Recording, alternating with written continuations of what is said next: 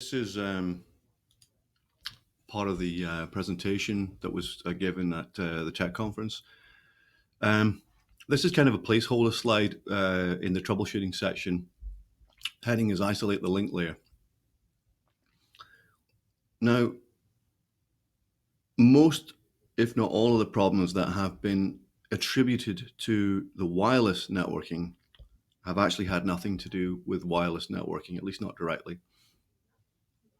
So if we were to list off the major issues, the 5430 problems were a problem with the 5430, clearly because we never had any issues of that kind with any other device than the 5430. We had the 3150 profile issues where the profile was filling up. We've had some proxy problems. We've had some driver problems. But in all honesty, what we've never really had are actual problems with the link layer over wireless, meaning the connection from the wireless device to the access point.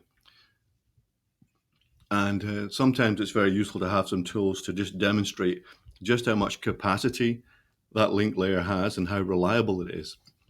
So one of the things we're going to work on is a tool set that will allow us to demonstrate that, and also a tool set that will allow us to stress it so that we can make sure that the link layer will be able to support our requirements ongoing. At the moment, we really have not strained our link layer at all. There are no applications going on that actually present anything of a challenge for the link layer. You know, you could have a full laptop of carts in a room, and they could all be running off one of your radio channels, and they could all be streaming video content from the internet without a problem. So that could be YouTube or Netflix or whatever you want. There wouldn't be a problem.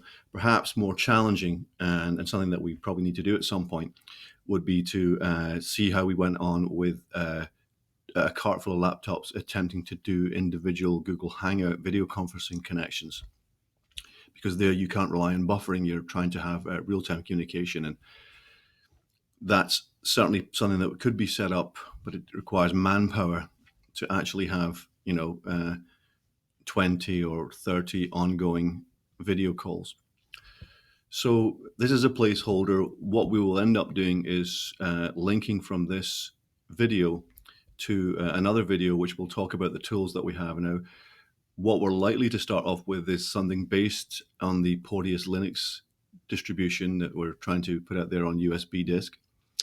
And the first tool will be a thing called iPerf3, which allows you to generate streams of traffic in the directions that you want with the bandwidth and other characteristics that you want.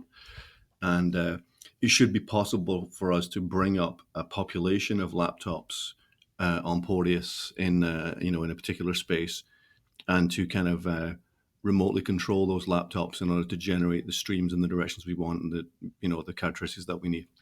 So there will be this is a kind of watch this space. There's more to come slide. Okay.